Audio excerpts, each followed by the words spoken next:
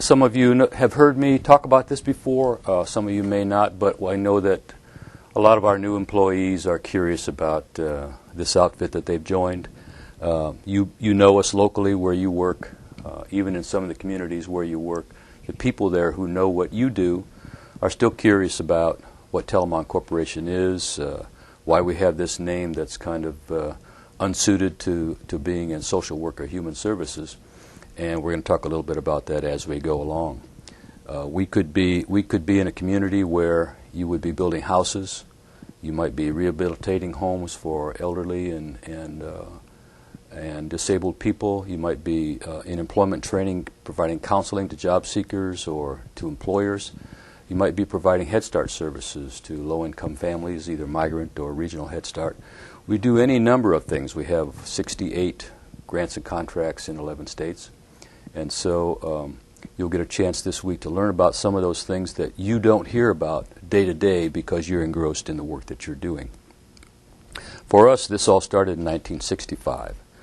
In 1965, the North Carolina Council of Churches, just as other religion-based groups did across the country, responded to a call for proposals from the federal government that was getting involved in something that the Lyndon Johnson administration was calling a war on poverty.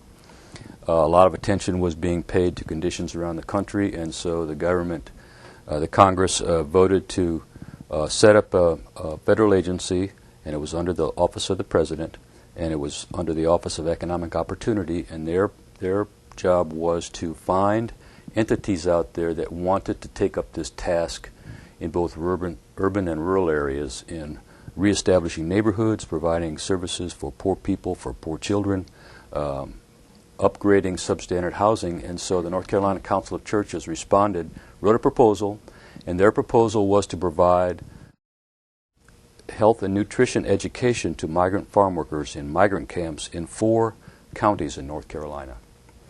And so they received a grant in 1965 for $255,000, and they used this money to put together an organization that could carry out this project. And they called it the Migrant Project. So between 1965 and 1970, this project kind of grew, started in 4 counties. Over the next 3 or 4 years, it grew to cover 38 counties. And by that time, we were providing child care, technical assistance. We were into economic development. We were also providing a lot of emergency assistance to migrant farm workers, and landed a contract to oversee the provision of emergency food and medical services to farm workers in 22 states. And so that was our first push out of the state of North Carolina, but it was done by contract, so we really weren't on the ground there. And in the early 70s, there were generally 3 things going on that led to some developmental changes for us. First of all, the Manpower Development and Training Act began to propose contracts for job training for farm workers who were being displaced by agricultural development and so forth. And so we had one of the first farm worker job training programs as the Migrant Project. A second thing that was happening was that the country was getting concerned about the religion-based groups that were receiving federal dollars and perhaps piercing the veil and violating this principle known as the separation of church and state. Okay, and also what was happening in the early 70s, the Richard Nixon administration had decided that we should declare the end to the war on poverty, and then the administration began to dismantle its main office, the Office of Economic Opportunity. Now, in response to the separation of church and state issue, the North Carolina Council of Churches decided that it would spin off this Migrant Project. And so in 1972, a group called the Migrant and Seasonal Farm Workers Association was incorporated in North Carolina. And that was our first official corporate name as a registered corporation. And the attempts to dismantle the poverty programs in the country were more or less interrupted by an election scandal known as Watergate. You read in your history books about Watergate.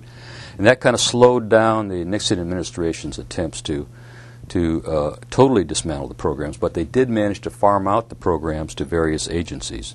And so programs like Migrant Head Start, Migrant Education, Migrant Health all went to the Department of Health, Education, and Welfare. And that'd be the first time you've heard that in a while.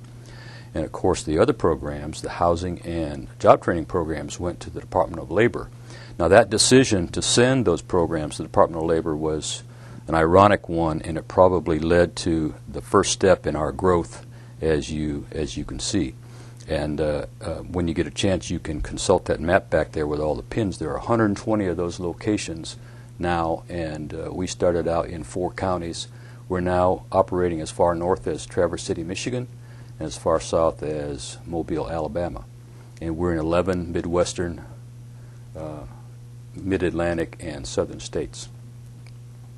So the migrant program that MSFA was operating, the principal one, was transferred to the Department of Labor. And what I said was ironic about that was that this happened in 1973 when the Comprehensive Employment and Training Act was passed, and our programs were shifted over to the Department of Labor. And this was the same year that they heard the verdict from a famous case when several farm worker advocacy groups had taken the Department of Labor to court in 1971 for discriminatory practices against farm workers. The judge's ruling was that the Department of Labor was guilty, and part of their, quote, sentence was to develop a new system of monitor advocates that would oversee the employment practices of the job service or the employment training service. Now, so you had the Department of Labor now has all these farm worker grants that it has to oversee at the same time that it hears this news from this judge that they are guilty of discrimination. Okay, they couldn't have been very happy about that. One of the things that they did, and at the time there were only 40 states involved in the work that we do, they divided all the money into what they called state allocations. And in 1974 they held a competition that pitted the farm worker organizations against state agencies to see who would get the money that the Department of Labor now had. And when that competition was over, every single one of the farm worker organizations retained their grants, and the rest of the money went to state agencies, except for one state. In the state of Virginia, there was no proposal, no competitor there who wanted to run the grant. The Department of Labor decided that it would just give the grant to the governor of Virginia, and the governor of Virginia refused it. I remember this was back in the 70s. Okay, so the department had no recourse but to recompete the grant, and MSFA wrote a proposal, and in 3 or 4 months they were furnishing their first office in Richmond, so we became a multi-state. Okay. And during those 70s, we managed to grow both in terms of our grant numbers, our grant dollars, and also in geography, because during those 70s there were some bad decisions that were made by some folks who were grantees. There were competitions, of course, and non-performance led to some inabilities of some states to compete. And so during the 70s, MSFA added the states of farm worker grants in the states of Maryland, Delaware, Georgia, and West Virginia. So by 1979, and I remember this conference that we had in Virginia Beach, we were in 6 states, and there were 450 staff members. So we were a pretty big outfit in that time. And then there was a reversal of our fortune there. Although the Carter administration tried to infuse a lot of money into domestic programs, President Carter's successor, who was Ronald Reagan, thought differently about a lot of the money that the feds were putting out for grants. Number one, he believed in the trickle-down theory. You've heard of that. That's where if you decrease the taxes of corporations, they will take that money, they will invest it in themselves. That'll create more jobs. That'll create the need for more products. That'll create higher incomes for families, and then that'll create more jobs, and that's the way the trickle-down theory worked. He also believed in bootstrapping. He thought that no one should rely on the government for any kind of help to do what they needed to do. He said in a speech one time, if a person wanted to learn to read, they just pick up a book and read. So that was his rather simple way of saying that you don't need federal money to support the so-called needs of poor people. And of course, in order to fund both of these ideas, you had to stop funding domestic programs, and you had to replace that with tax cuts for corporations. Okay, so that was, he was elected in November of 1980, and by November of 1981, MSFA had lost half of all of its funding, and 300 people lost their jobs. So it was a very bleak time in our history. And the end was not quite in sight. We knew that there were more planned reductions, and so we held some serious conversations with our board of directors. And in the midst of those conversations, two main questions came up. And the first question was, is our work important enough to do it if we didn't have funding? And of course the answer is yes, with a provision that it would be impossible to carry out because we really needed resources to do that. So the second question was, well, in that case, if the federal government decides that it only wants to put $1 into domestic programs, who would they give it to? And as we discussed this, the answers were they were pretty stark, but they were still true today. They would give it to the agency that could deliver the goods and that could protect the expenditure of that $1. So that caused us to look inward. Well, how do we fit into this whole process? How good are we at all of these things? How good are we at service delivery, and how good are we at the kind of systems that any auditor or any reviewer could look at and we could pass muster on? We knew that we had good program delivery systems. We hired good people. We knew our communities. We knew what the resources were. We were front runners in calling together other resource agencies to get things done for farm workers and so forth. And we felt that we could take our system of outreach, our system of counseling, our system of providing assistance, that we could take it to any population that we could identify. Okay? And then we also felt that in order to be able to expand our services, we had to be ready administratively, and so we began to look at new systems for doing business, not just doing our business, but for doing any business. And it was at a time when PCs were being discovered and marketed. We got into that business. We created spreadsheet programs. We integrated our service delivery system with our financial software.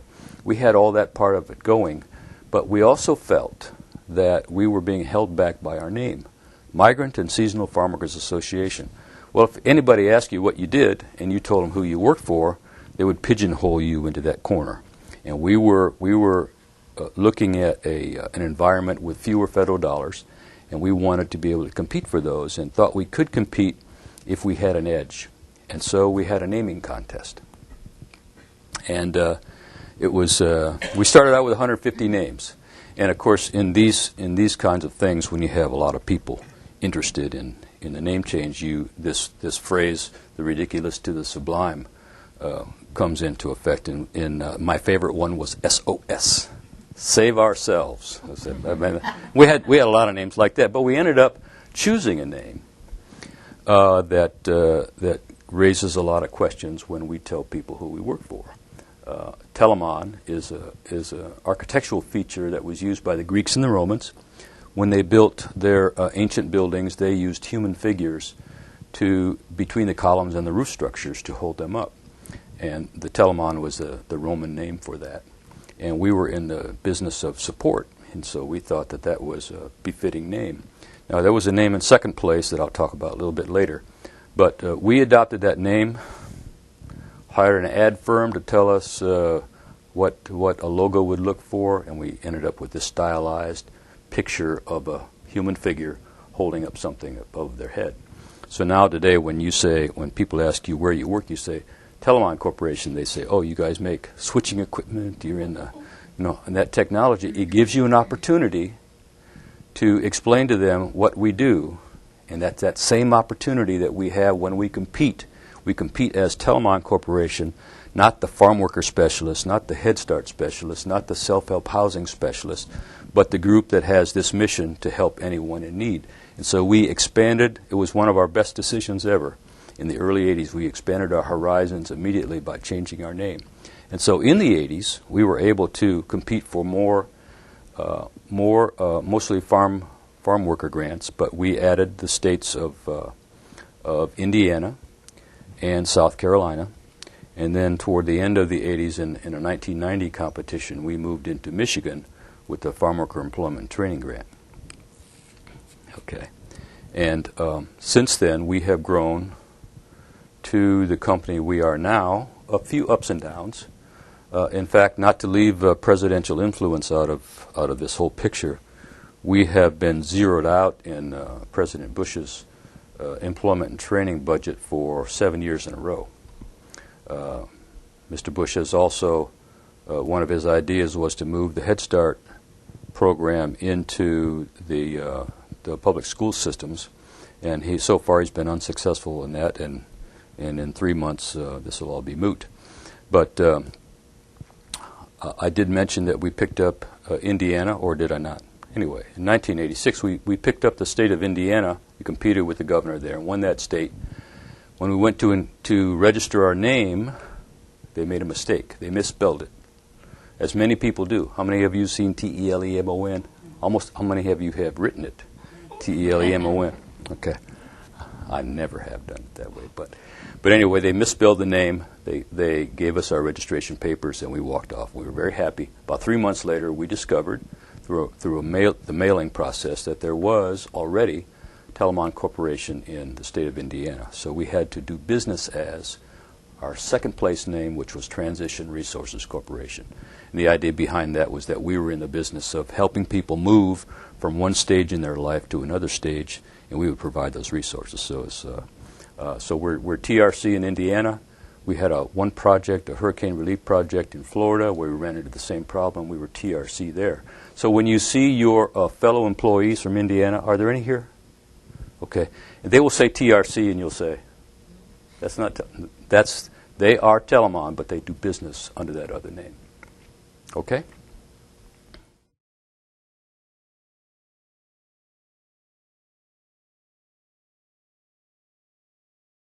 Like what they do now? We have some old, no, I don't know if we do.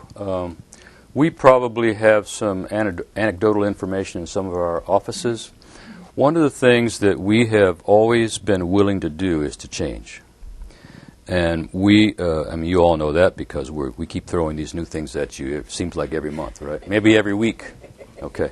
But in moving around and adapting to new populations, we have changed office sites, and we've really lost track of a lot of the people that we've helped. But we do know that we've helped probably a couple 100,000 people over all this time. And we used to have a common practice, and that was to try to employ people that were in our program. We don't get to do that so much today. It's probably more of a practice in our Head Start program than any other one, because the parents are so close to the program that to make that transition is an easier thing for them. But we have stacks of old pictures, old documents, and that kind of thing that are kind of archived in an unorganized way. But we do have them, and every once in a while, somebody like me will go back to that bookcase back there in the little alcove back by the IS department and look at some of those old snapshots.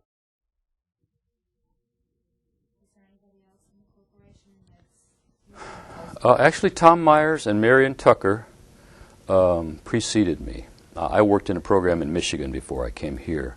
So I started in 1970, but I didn't come to MSFA until 75. But Tom Meyers, who's state director for North Carolina, has been here since 1970 or 71. Marion Tucker came in 1973. She's the HR director right now. And the rest of them they're gone.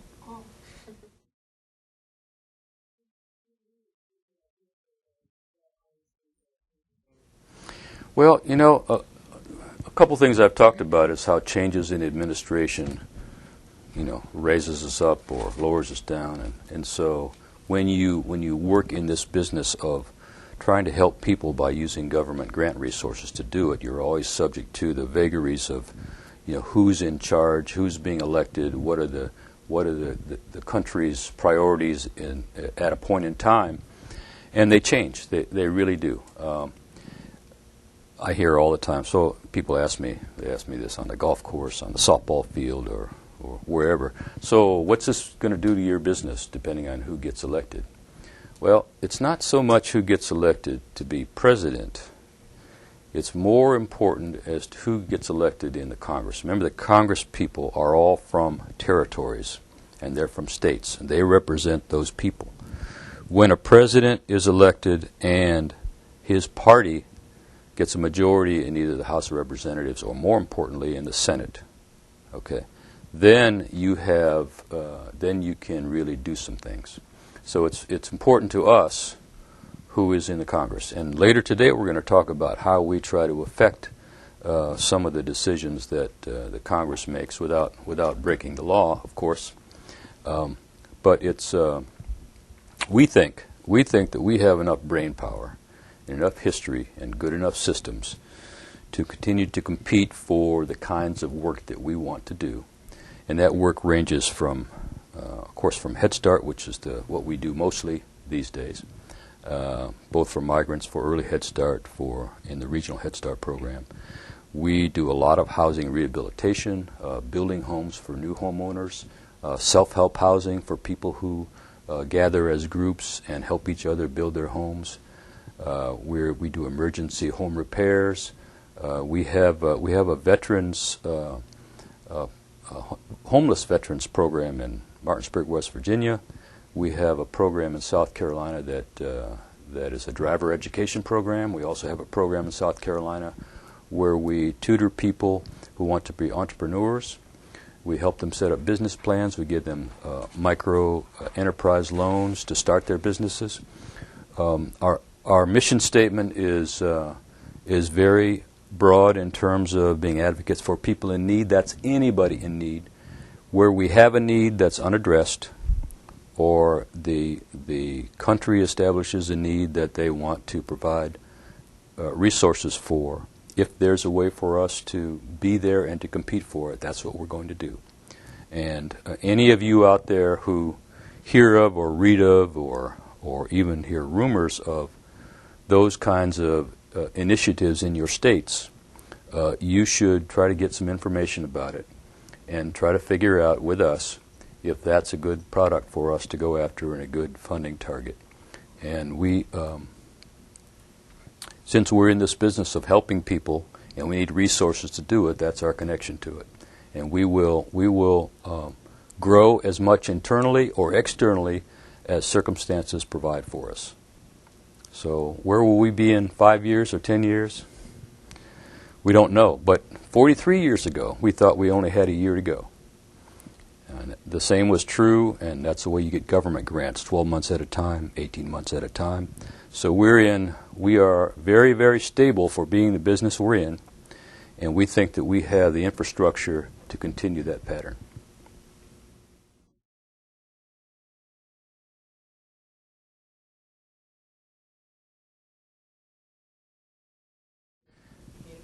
Another contest we had. One of the things that we've done over the years is we've tried to give as much autonomy to our local operations and our state operations as possible. And there was a time way back when, I wasn't the director then, but every piece of correspondence that somebody wanted to send out from their office had to be on the official corporate letterhead, and it had to be approved here. Well, we have some rules about how we do that, but basically people had their own letterheads that still have the logo and everything on it. And people used to put their own slogans down at the bottom. And at one time we tried to put a tagline that the EEOC wanted us to have, something about being an equal opportunity employer. But people over time thought that we should have a catchphrase that we could put on our business cards and so forth. The mission statement is 4 or 5 lines long, and sometimes that's a little bit too wordy when you want to put something on a piece of advertising, on a brochure or whatever. And so we had a contest, and improving communities, empowering individuals is what we have now. And you'll see that on just about anything that I send out under my letterhead. You'll see it on a lot of business cards. And our whole effort is to not to try to be all things to all people, but where we have the expertise and the infrastructure to deliver a service and account for the dollars, that's really what we want to do. There were two watchwords that came out of those early conversations with the board. We talked about trying to be a good service provider and trying to take care of the money, responsiveness to the needs of people, and responsibility for the tax dollars. You'll see that in some of the things that I write. You'll see it in some other. I think you'll see it on our website, captured in some of the philosophical statements that we make.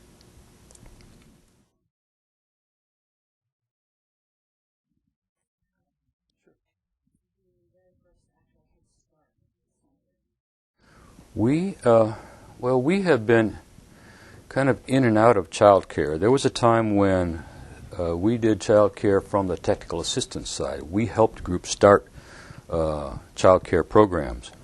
But in 1981 or 1991, 81, we competed for our first regional Head Start program in Delaware, and that was in Kent County. There was a problem with the former operator, and we had been in Kent County operating a program for years. And almost back to back, we picked up a regional Head Start program and a migrant Head Start program in Delaware. And after that, it was a matter of being in the communities where we were located, and in some cases, merely being successful at providing Head Start and being asked to compete for some Head Start programs. In one or two cases, merely given grants. That is, we've competed for our largest program, Michigan Head Start, competed for a migrant program, a pretty good sized one in Tennessee. We're also operating Head Start in three other states. In Alabama, our operations in Alabama, they're just kind of getting going. We've been there since 2003. That began over a phone call. We got a call from the Department of Labor. Somebody didn't do the right thing, and they lost their grant, and they asked us to take it over. And we're working hard to expand that operation. We just picked up a hurricane relief program from USDA, and we'll be starting. That's a pretty good-sized program in terms of money. All of these opportunities, or some of these opportunities, you only hear about indirectly, and we have to have our ears tuned to those kinds of things and be ready to respond. But currently, today, I think 65% of all of our funding is in some form of Head Start program, whether it's regional Head Start, migrant Head Start, or early Head Start. And Delaware started it all, yes. I think we're operating 2 of the 3 Head Start in 2 of the 3 Delaware counties right now.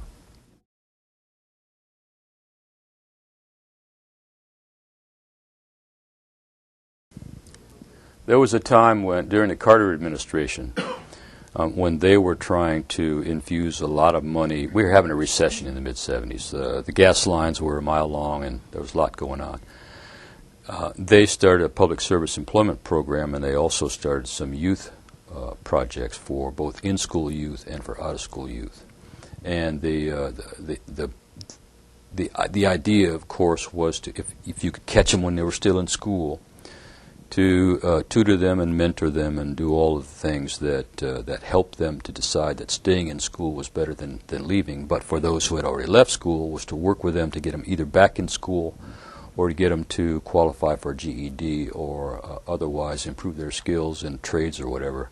I mean, the idea, there's nothing magic about these ideas, but they have been funded and not funded and funded and not funded. Under the Workforce Investment Act, both of those concepts were originally in there, in-school youth and out-of-school youth. In fact, we had a youth program that dealt with kids as young as 12 years of age, trying to catch them as early as we could and keep them in school, make them adopt practices and study habits and whatnot that would make them successful in terms of getting a high school diploma. In 2003, two or three, the Department of Labor changed its mind about its target. They said, the kids who are in school, that's a concern of the education people. I think it's a big mistake. But they wanted us to work only with already the kids who had failed in school. And so now your options are trimmed down to a very few. GED if you can get it, or some kind of skill training if you can afford to push them through that. That's where we are right now. We don't know what the future is there, whether there's going to be a return to a focus on younger people or the focus on the 22 to 44 age group that CETA, JTPA, and WIA kind of focus on.